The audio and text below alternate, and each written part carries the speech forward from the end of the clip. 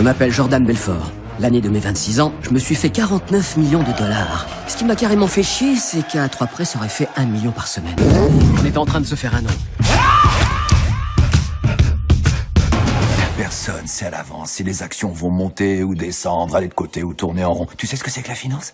Oui, la finance, c'est vendre, acheter... Non, ça n'a rien à voir. La finance, c'est du baratin, du bluff. De la poudre aux yeux.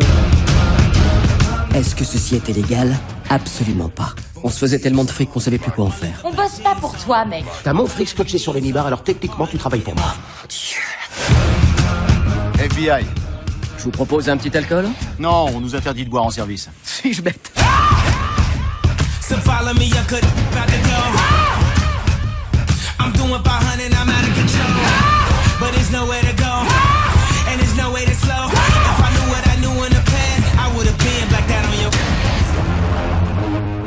Comment ça marche ce truc? Il y a une cible avec un énorme On dollar. lance dessus et il colle. Oui, ils sont doués pour ça, ok? Ils sont bâtis pour être lancés comme des fléchettes. Stop. La Non, sécurité, non. la sécurité La sécurité d'abord. On ne Absolument. veut pas avoir mauvaise réputation.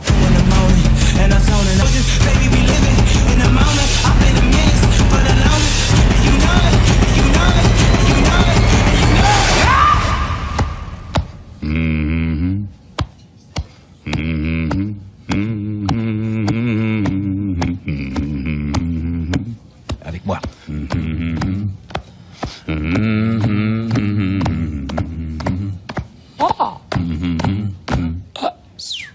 Ouais.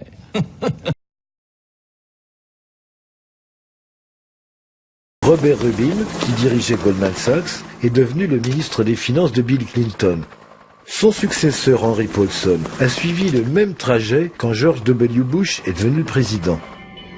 En 2008, Henry Paulson a organisé le plus grand sauvetage de banques jamais réalisé et a veillé à ce que Goldman Sachs en profite largement. À l'arrivée de Barack Obama, de nombreux dirigeants de Goldman entrent à la Maison-Blanche et au gouvernement. Et lorsque certains deviennent les gendarmes des marchés, ça revient à nommer un renard pour protéger le poulailler. Et en sens inverse, on voit des ministres, des procureurs devenir des employés de Goldman Sachs. Leur état d'esprit s'étend sur la planète tout entière. Ils sont des centaines à occuper des postes clés. Le gouverneur de la Banque du Canada, le ministre du Commerce du Nigeria, un des dirigeants de la Banque d'Angleterre, tous viennent de Goldman. Et le nouveau président de la Banque Centrale Européenne, Mario Draghi, est lui un ancien vice-président de Goldman Sachs Europe.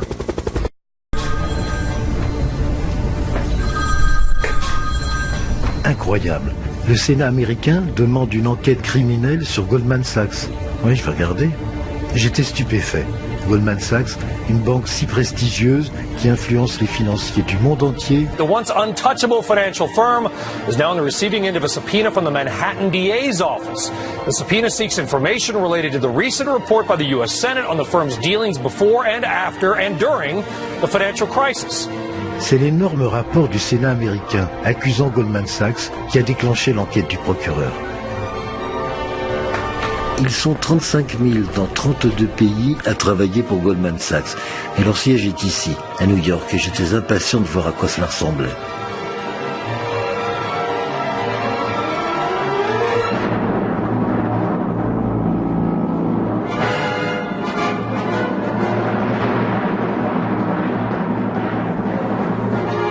Pas un nom, pas une plaque, pas un signe, comme une société secrète. Les employés et même les anciens sont tenus au secret. Officiellement, Goldman Sachs est une banque d'affaires. Et quel genre d'affaires?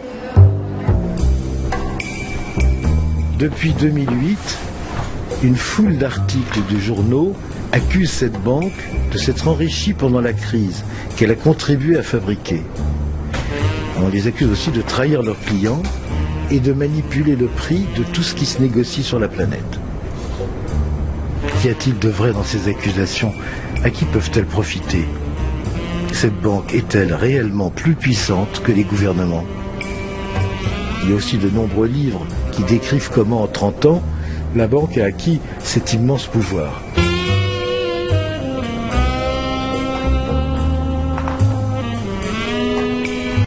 L'activité de Wall Street depuis 20 ans. John Cassidy compare le secteur financier au monstre que Frankenstein avait fabriqué et qui lui avait échappé. Je lui ai demandé de m'expliquer ce qu'il avait appris en observant les banques d'affaires comme Goldman Sachs.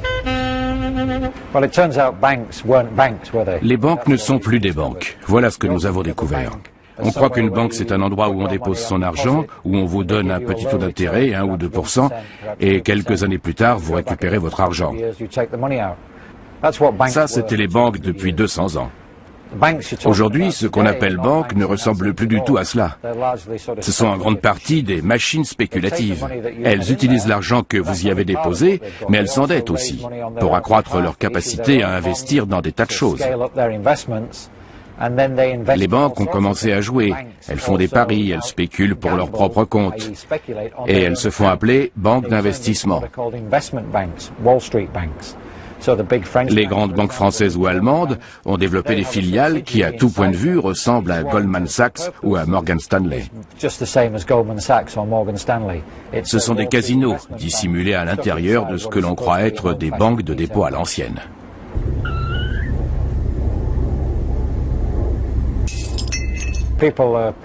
Les gens sont particulièrement fascinés par Goldman, vu comme la plus emblématique des firmes de Wall Street. Depuis 10-20 ans, elle est considérée comme la banque numéro 1. Elle recrute les gens les plus intelligents, elle fait les plus grands bénéfices et elle obtient les meilleurs rendements. Il y a aussi ce nombre record incroyable d'anciens de Goldman appelés à de plus hautes fonctions. Ils sont très proches du gouvernement, non seulement aux États-Unis, mais aussi en Angleterre et dans le monde entier. Ça fait 10-20 ans que les employés de Goldman sont jalousés par tous les professionnels. Ils sont de tous les grands coups. Quand un marché explose quelque part, Goldman est toujours impliqué, d'une manière ou d'une autre.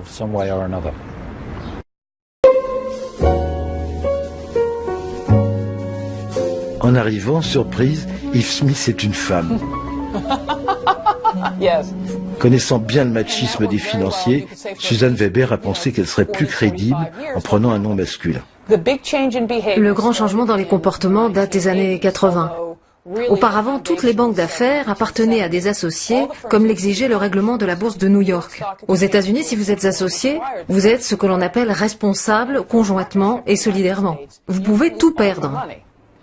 Les entreprises étaient beaucoup plus traditionnelles et convenables. Même si on ne se comportait pas toujours bien, on savait se tenir. Il y avait des limites au mauvais comportement. En 1999, révolution. Goldman Sachs a besoin d'argent et se vend par action à la bourse. Maintenant, les gestionnaires ne sont plus responsables personnellement si la banque perd de l'argent. C'est la raison profonde du changement de comportement. Et au même moment, les lois qui obligeaient les banques à une certaine prudence sont supprimées par le président Clinton. Avant, on appelait Goldman Sachs la tortue, tellement la banque était prudente. Aujourd'hui, on la traite de vampire. Dans les années 80 et 90, il s'est passé deux choses. Premièrement, le marché du crédit est devenu plus important et plus risqué, mais aussi plus rentable. Deuxièmement, le marché des produits financiers dérivés s'est développé. Or, il est très peu réglementé et c'est devenu un énorme marché dans les années 90.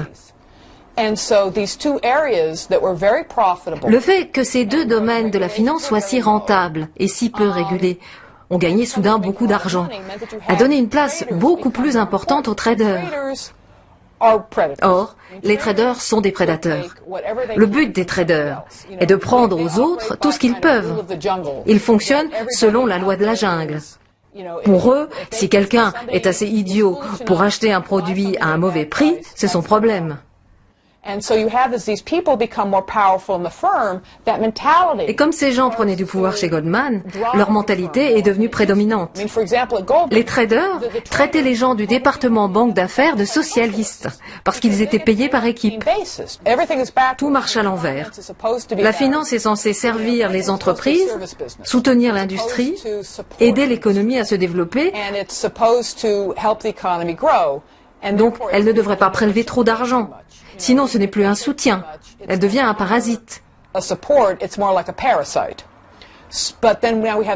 le deuxième problème, c'est qu'il est beaucoup plus rentable de détruire l'économie que de la soutenir. Pensez-vous que Goldman Sachs a de l'influence sur le gouvernement américain? Ce sera vraiment idiot de penser le contraire. La question est de savoir s'ils ont plus d'influence que les autres financiers. Il y a de bonnes raisons de penser qu'ils ont énormément de pouvoir. Ils occupent des postes très importants au gouvernement. Les plus célèbres sont Bob Rubin et Henry Paulson.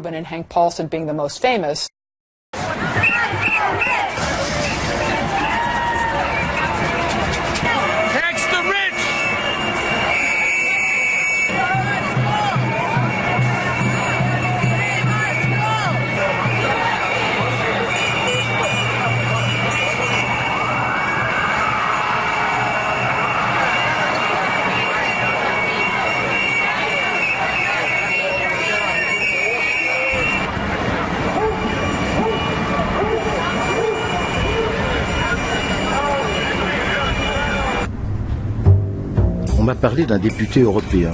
Il est scandalisé depuis qu'il a découvert que les experts financiers qui conseillent la Commission européenne sont en réalité des lobbyistes payés par les grandes banques. Goldman Sachs ne contribue en rien à faire en sorte que l'économie fonctionne mieux et au développement des entreprises. Au contraire, ils peuvent gagner énormément d'argent quand les choses vont mal. Bon. Donc tout leur savoir-faire, c'est de bien se positionner. Mais c'est aussi d'influencer les marchés, d'influencer les décideurs, d'influencer les lois pour que les paris qu'ils ont pris se réalisent. Et donc, quand vous avez, par exemple, la possibilité de parier à la baisse de la valeur d'une obligation grecque, si l'obligation grecque baisse, vous gagnez de l'argent. À ce moment-là, vous avez tout intérêt à avoir une sorte de campagne de presse qui dit « Ouh là là, la situation est catastrophique en Grèce, ça empire de jour en jour ». Et vous avez donc d'autres acteurs des marchés qui vont vendre. Et si les gens vendent, le prix baisse, et c'est à ce moment-là que Goldman Sachs gagne, puisque Goldman Sachs a juste parié sur l'évolution du prix. Ils ont besoin d'opacité, ils ont besoin des paradis fiscaux, ils ont besoin du secret bancaire, ils ont besoin que les règles qui encadrent les transactions financières ne soient pas transparentes. Donc tous ces produits qui se créent depuis 20 ans, ce qu'on appelle pudiquement l'innovation financière, c'est ça qui est le ressort de l'augmentation du risque. Et alors impudiquement, on devrait les appeler comment? Impudiquement, on devrait les appeler des bombes à retardement. Parce qu'on est en train de créer plus de risques que d'en supprimer. La finance, le lobbying des financiers, c'est de dire on prend en charge le risque, on couvre le risque, on hedge le risque, on arbitre le risque. La réalité, c'est le contraire. La réalité, c'est qu'ils créent plus de risques qu'ils n'en suppriment. En sortant, j'apprends que Goldman Sachs est aussi poursuivi par la Réserve fédérale américaine. En 2009, une filiale de Goldman Sachs, Lytton Loan Servicing, a expulsé illégalement des milliers de familles. La Fed considère que Lytton Loan Servicing est coupable de négligence, de pratiques anormales et de comportements fautifs. Pendant des années, Jean-François Guéraud a dirigé des enquêtes contre la délinquance économique. Il vient de terminer un livre sur les crimes financiers. Je lui ai demandé de m'en expliquer le mécanisme. Les banquiers qui distribuaient ces prêts subprime, donc dits prédateurs ou menteurs, savaient très bien que ces prêts, un jour ou l'autre, allaient étrangler littéralement les plus vulnérables de la société américaine. Il y a même une expression encore plus révélatrice et plus ignoble de la toxicité de ces prêts. Les financiers parlaient de prêts à neutrons, par référence à l'arme à neutrons. L'arme à neutrons, c'est une arme qui détruit les personnes, mais qui laisse en place les bâtiments. Donc ces prêts subprime allaient un jour ou l'autre, de manière très consciente et très volontaire, en quelque sorte détruire les ménages américains qui allaient être étranglés, mais laisser intactes des maisons qui pourraient être ensuite rachetées par les banques elles-mêmes. À partir des années 70 aux États-Unis, il y a eu un rééquilibrage ou un renversement de pouvoir entre le monde financier, qui était à New York, à Wall Street, et à Washington, là où il y a les institutions politiques. Petit à petit, la finance américaine a pris de plus en plus de poids dans le système américain et a commencé petit à petit à tenir en laisse le pouvoir politique. Est-ce qu'il y a des gens au-dessus de Goldman Sachs? Est-ce qu'ils ont des comptes à rendre à quelqu'un? On peut penser que l'impunité est criminogène, c'est-à-dire que l'impunité est une incitation permanente à commettre de nouveaux crimes. C'est vrai pour un voleur de banque et c'est vrai aussi pour un banquier voleur. Et c'est tout le problème du système américain. Comme il ne sanctionne pas réellement, il incite en permanence à des comportements au minimum douteux. Or, la dérégulation, au moins quand elle est pratiquée de manière très dogmatique, très fondamentaliste, elle est criminogène, c'est-à-dire qu'elle constitue une incitation permanente à des fraudes et elle crée de manière systématique des opportunités de fraude. La déréglementation est une incitation permanente à la fraude. Qu'en pense une star du journalisme américain comme Dan Rather? Celui qui fut le présentateur vedette du journal de CBS pendant 24 ans continue d'animer des émissions d'information en toute indépendance. À 80 ans, il a toujours un énorme succès.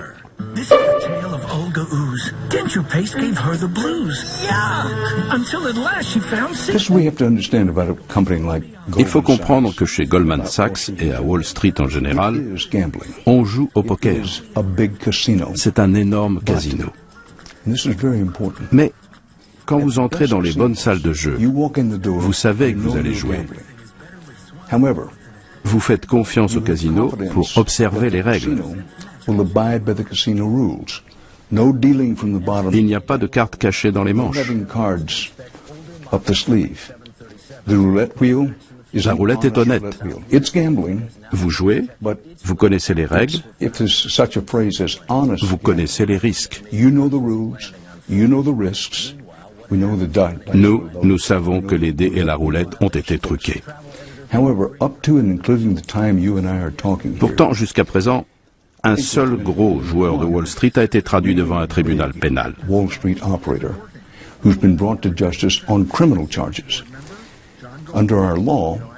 Les autres, conformément à nos lois, n'ont été traduits que devant un tribunal civil. Ils ont juste eu une amende à payer. L'amende a l'air importante. Telle ou telle société doit payer 100 millions de dollars. Mais c'est de la monnaie de singe pour ces gens-là. Tant qu'ils ne subissent que des pertes d'argent, j'ai peur qu'ils continuent. À moins que certains ne soient envoyés en prison, ce qui serait légitime. Nos gouvernements, républicains comme démocrates, ont eux aussi bien des comptes à rendre. Dit comme ça, ce n'est pas très élégant. Mais ce qui se passe aux États-Unis, comme dans d'autres pays, c'est que le gouvernement couche avec les très grandes entreprises, avec le monde des affaires, les énormes conglomérats, y compris les banques.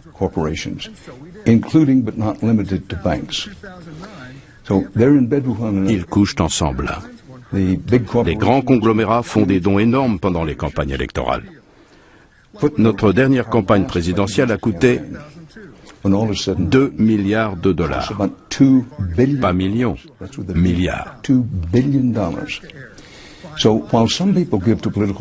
À côté des donateurs désintéressés, la plupart de ceux qui financent les hommes politiques s'attendent à recevoir quelque chose en échange.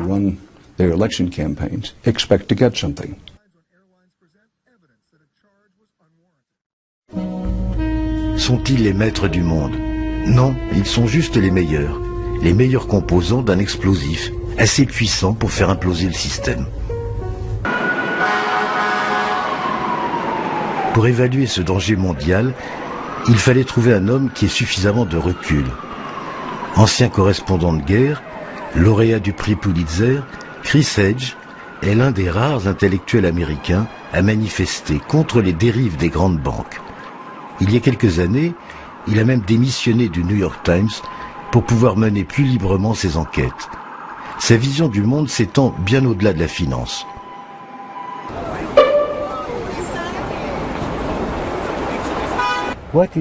Qu'est-ce que Goldman Sachs a de spécial? Because partners at Goldman Sachs are Les dirigeants de Goldman Sachs sont incités à prendre leur retraite assez jeunes et ils terminent dans la haute administration.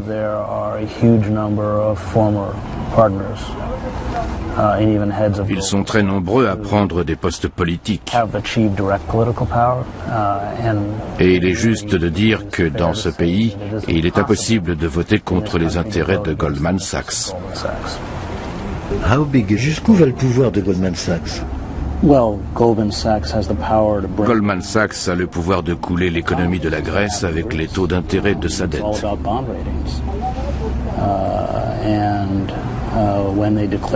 Et s'il déclare qu'un État est insolvable, les conséquences sont terribles. Parce qu'ils imposent au gouvernement de prendre des mesures d'austérité qui appauvrissent la société.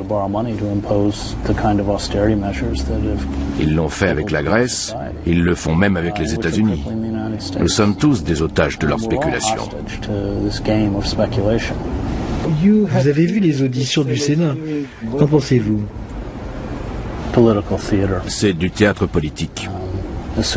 Dès que les lumières et les caméras sont éteintes, ces gens sortent déjeuner ensemble. Personne ne peut obtenir de pouvoir politique dans ce pays sans l'accord des financiers. Depuis la catastrophe de 2008, on a vu que ces institutions financières sont intouchables. On ne peut pas les arrêter. Ils ont pillé le Trésor américain et continuent à jouer dans leurs casinos comme avant 2008, lorsque l'explosion de la bulle a fait perdre 17 000 milliards aux petits actionnaires et aux citoyens ordinaires qui n'ont plus d'économie, plus de retraite.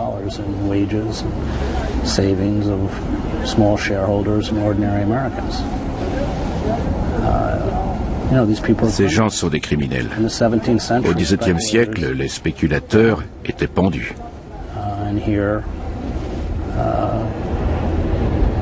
Mais ici, chaque institution, la presse, les universités, les tribunaux, les sénateurs et le gouvernement dansent au son de leur musique. Et il n'y a aucun moyen pour un citoyen ordinaire de se rebeller. Il n'y a pas de mécanisme dans la structure du pouvoir qui permette de se battre. Nous ne vivons pas en démocratie, mais dans ce que le philosophe Sheldon Wolin appelle un système de totalitarisme inversé. C'est-à-dire que plutôt que de s'organiser autour d'un chef démagogue ou charismatique, ça s'exprime dans l'anonymat de l'État-entreprise. Nous sommes détruits financièrement, moralement, politiquement, par des institutions. Et la reine de toutes, c'est Goldman Sachs. Ils ne connaissent pas de limites. Ils transforment tout en marchandises qu'ils exploitent jusqu'à son épuisement ou sa faillite. C'est pourquoi la crise de l'environnement est intimement liée à la crise économique. La mort de l'Empire américain n'est pas une tragédie. C'est peut-être une bonne chose. C'est juste la manière dont nous mourons qui fait peur, parce que nous nous débattons comme un animal blessé. Les empires tyranniques finissent toujours par imploser, chez eux. Thucydide et Plutarque ont écrit ça à propos d'Athènes. La démocratie athénienne a été abattue par les Athéniens eux-mêmes. Et nous faisons comme eux. Civilizations from Easter Island to the Ottoman Empire. De l'île de Pâques à l'Empire ottoman, en passant par l'Empire russe, les civilisations ont disparu parce qu'elles avaient épuisé leur potentiel et leurs ressources.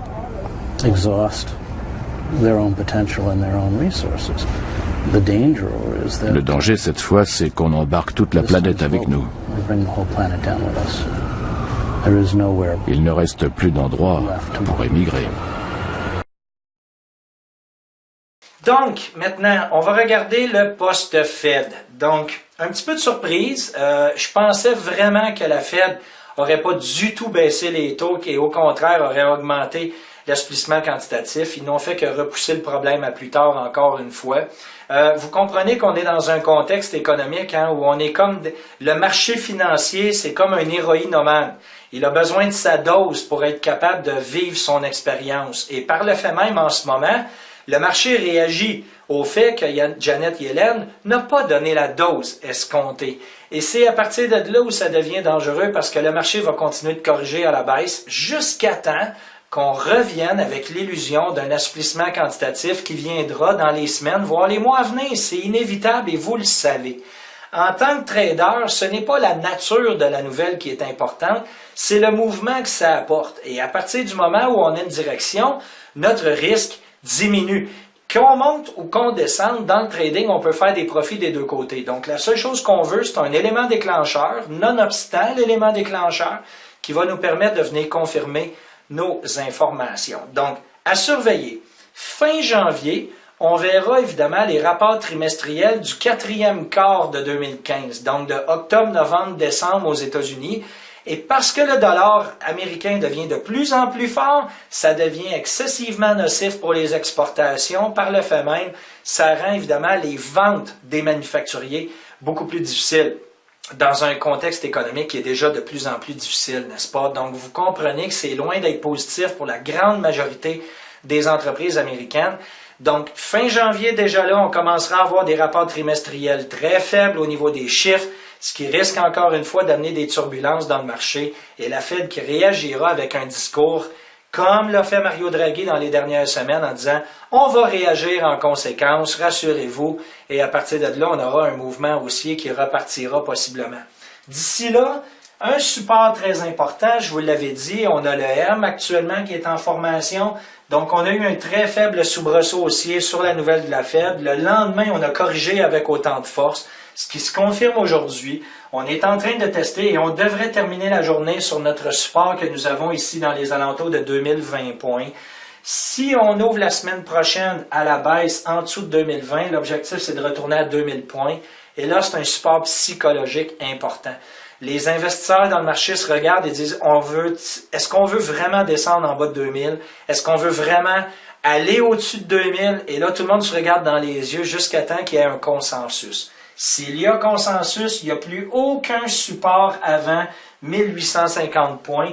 Donc, le 2000 points est très important parce qu'il oriente les deux pour nous protéger d'un autre 150 points plus bas. Donc, surveillez attentivement. On a une zone de turbulence à suivre si on n'a pas un discours, évidemment, d'assouplissement quantitatif quelconque. Parce que là, les drogués là, ont besoin qu'on augmente la dose. L'autre point important à surveiller, qui est quand même un contexte assez important. Depuis 2009, mars 2009, on avait Ben Bernanke de la Fed à l'époque, qui avait lancé l'assouplissement quantitatif numéro 1. Donc, on a commencé à faire de l'impression monétaire. Et depuis, évidemment, 2009, on est à la hausse. Eh bien, je vous annonce que pour la première année depuis l'assouplissement quantitatif de mars 2009, on a ouvert à ce niveau-là ici dans le marché financier et on est en train de fermer l'année plus basse. Donc, on a une année complète actuellement de perte au niveau du S&P 500. Par le fait même, ça se reflète dans les actions d'entreprises qui ont été achetées et vendues dans le courant des derniers mois. Donc, c'est la première année qu'il y a un fort potentiel, à moins que d'ici la fin de l'année, on ait un soubresaut pour fermer ça positif. Encore une fois, tout est possible, n'est-ce pas, pour présenter des nouvelles positives. Mais pour l'instant, on est négatif par rapport à l'ouverture de l'année. C'est une première depuis les 6 dernières années. Donc, surveillez ça attentivement. Dans un contexte actuel, on a l'effet du M, j'en ai déjà parlé, manque d'engagement, on est en train de redescendre, on teste le bas. Si on perce plus bas, comme on l'a fait ici, et qu'on retourne aux 2000, on peut facilement redescendre aux 1850. Donc, très intéressant de surveiller ce qu'on est en train de voir dans le marché actuellement. Au niveau du pétrole, pas de surprise, je cesse de vous marteler depuis les dernières semaines, voire les derniers mois, que le pétrole va continuer de descendre. Grande surprise, on est même descendu en bas des 35 $ US le baril.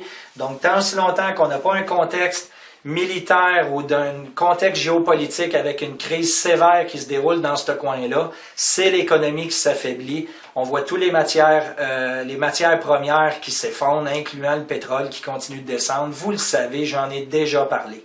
Donc, 35 $ US est le prix moyen. On devait s'attendre à repartir à la hausse possiblement. Pour l'instant, on est en train de patauger sur le 35 $. Si on n'a pas un engagement haussier en début de janvier, il y a des fortes chances qu'on continue de descendre. On pourrait même descendre jusqu'au prochain support qui va jouer dans les alentours de 28 voire 27 $ et ensuite on pourrait descendre à 20 $ le baril. Donc, vous comprenez que ça met énormément de tension dans le marché parce que le pétrole était très bas la dernière fois qu'on a eu la crise de 2008. Donc, ça amène énormément de tension actuellement, ce qui augmente le niveau de volatilité, ce qu'on appelle l'index de la peur. On continue de descendre du côté de l'or et de l'argent. Par contre, on a un petit soubresaut haussier. On pourrait continuer de voir, vous le savez, c'est des promesses de contrat tout simplement qui ne seront pas honorées en état de crise. Et tous les gens qui transigent dans ces produits-là, qui s'attendent à recevoir de la matière physique, vont être déçus parce qu'il n'y en a pratiquement plus dans les voûtes du marché. La réalité, c'est qu'on continue d'imprimer des papiers de toutes pièces, tout simplement. J'en ai déjà parlé, je me répète, pour m'assurer qu'à force de taper sur le clou, ça finit par rentrer. J'ose espérer que vous en prenez belle note ici. Petit point important que je vais vous montrer aussi là, concernant, encore une fois, l'or et l'argent. J'ai sorti une charte de 5 ans avec mon outil que j'aime beaucoup, XE Currency sur Google. Et constatez, OK, ici, c'est la dévaluation entre le dollar canadien et le dollar américain dans le courant des 5 dernières années. Donc, vous voyez clairement le canal baissier. J'ai mis 28%, ça c'était vendredi dernier. On est probablement à 30% de perte actuellement depuis 2013, si c'est même pas plus avec les mouvements qu'on a vus dans le courant des derniers jours. Donc, depuis 2013, on a perdu au-delà de 30% de notre pouvoir d'achat face au dollar américain avec la devise canadienne. Et si on regarde depuis 2011 et 2013, ceux qui possèdent de l'or physique, même si le marché de l'or continue de descendre dans les contrats futurs, on est quand même gagnant parce qu'on descend beaucoup moins vite que la valeur de notre devise monétaire. Donc, vous comprenez qu'on avait un point ici et vous constatez, là, j'ai fait des lignes haussières. J'ose espérer que malgré la bannière, vous voyez quand même les lignes de tendance haussière. Mais on est en tendance haussière sur l'or actuellement si on le compare à la devise canadienne. Et c'est à peu près la même chose si vous le comparez à l'euro aussi. L'autre point, si on regarde sur un an maintenant, parce que la charte était sur 5 ans de période, ici sur un an, regardez très clairement ici la perte qu'on a entre le dollar canadien depuis janvier 2015 et regardez ensuite l'or versus le dollar canadien depuis janvier 2015. Donc 4% de perte. Présentement, avec le mouvement, on est probablement à 3% de perte, alors que les gens qui sont uniquement dans les devises monétaires, eux, ont perdu dans la même période environ 20% de plus de leur pouvoir d'achat que les gens qui possèdent de l'or physique. Donc, vous voyez à quel point il y a un énorme écart au niveau de l'or et encore une fois, à quel point c'est important de protéger ses actifs à ce niveau-là. Donc, ça, c'était une des parties de la présentation que j'ai fait vendredi dernier que je voulais quand même partager avec vous.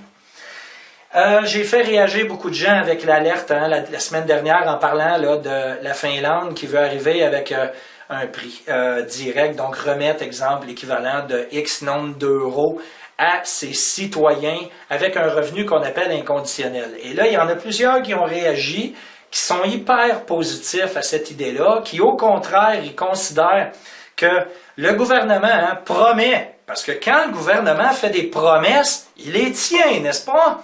Donc, parce que le gouvernement leur promet de couper les autres programmes sociaux en conséquence, on va tout simplement remettre de l'argent aux gens pour qu'ils puissent évidemment gérer eux-mêmes leur aspect financier au lieu d'avoir des programmes sociaux qui sont très coûteux à l'État. Et là, qu'est-ce qu'on est en train de former? On est en train tout simplement de saupoudrer de la devise monétaire sur les citoyens pour les convaincre que tout ça a plein de bon sens. Depuis quand vous avez un gouvernement qui, lorsqu'il se met le nez dans quelque chose, ça coûte moins cher que si c'était les gens qui se prenaient en main? Ça arrive jamais, ça. C'est tout simplement basé sur des promesses politiques pour se faire élire. Et un coup qu'ils sont élus, ils brisent les promesses. Et on change le contexte, on change les données encore une fois. Et là, à quel point tout ça est rendu extraordinaire, vous avez même le mouvement français pour un revenu de base qui est en train de se lancer en Europe. On va demander à la Banque centrale européenne, OK, qu'au lieu de faire de l'impression monétaire et de faire un assouplissement quantitatif pour essayer de sauver l'économie via le système bancaire, donc le 60 milliards de dollars qui est imprimé de toutes pièces actuellement pour sauver l'économie européenne, eh bien là, on a des citoyens qui demandent à ce que le 60 milliards leur soit remis. La réalité, là, c'est qu'il faut vraiment vivre la tête dans le sable pour croire que de l'argent imprimé va vous aider. C'est de l'argent imprimé. Et encore une fois, c'est de l'argent qu'on saupoudre pour pouvoir taire le peuple, pour le rendre encore moins conscient de la situation, alors que les gens prônent pour avoir évidemment de l'argent gratuit de l'État. Premièrement, cet argent-là, il vient de où? Il vient de vous. Vous payez des taxes, vous payez des impôts au gouvernement, et parce que vous en payez pas assez encore par rapport aux dépenses, ils vont en imprimer davantage pour vous endetter davantage. Et vous avez des gens qui embarquent dans ça. « Ah, le gouvernement veut me remettre de l'argent. Wouhou, quelle bonne nouvelle! » Mais, rassure-toi, Martin, ils vont couper les programmes sociaux coûteux et on va pouvoir se démerder soi-même. Pensez-vous sérieusement que votre voisin ou les gens qui vous entourent ont les compétences financières pour prendre leur vie en main? Si c'était le cas, leur vie ne serait pas ce qu'elle est aujourd'hui. Ils sont déjà au maximum de leurs compétences. Et tant aussi longtemps que ces gens vous-même ne vous enseignez pas, ne vous éduquez pas davantage pour devenir meilleur, il n'y a aucune raison pour qu'un système comme ça fonctionne. Donc, il y a des gens qui sont revenus en me disant « Tu es en train de parler d'assouplissement quantitatif, ok, d'assouplissement quantitatif, et tu fais un contexte avec ce qui est en train de se présenter en Finlande, qui est tout simplement un changement des pouvoirs, un changement des législations, dans le but évidemment de redonner le pouvoir aux citoyens. Mais réveillez-vous! Réveillez-vous! Qu'est-ce que vous pensez qu'on est en train de faire avec ça? C'est tout simplement de vous acheter pour que vous fermiez votre gueule, pour qu'on puisse continuer d'avancer davantage dans le contexte de gouvernement global. C'est tout ce que c'est. Donc, lâchez-moi avec ça, s'il vous plaît. Merci. Une petite montée de lait avant Noël. Réveillez-vous, les moutons, mais réveillez-vous, bordel, s'il vous plaît. Il en dépend là, de notre avenir collectif, de notre avenir commun. On ne peut pas essayer de voir ça puis de se dire que c'est une bonne nouvelle. Pensez-vous sérieusement que de donner 60 milliards à la population, ça va changer les choses? Tant aussi longtemps que votre économie n'est pas basée sur du réel, qu'on a des vraies importations, des vraies exportations, que les dépenses sont plus petites, plus faibles que les revenus, on ne peut pas s'en tirer. Que vous imprimez de l'argent pour n'importe qui, vous imprimez de l'argent, vous êtes dans la merde. Point à la ligne. Donc, j'ose espérer que j'aurai pas d'autres espèces de commentaires reliés à ça. Ça peut pas être plus simple à comprendre. Puis si vous comprenez pas, de grâce, éduquez-vous davantage.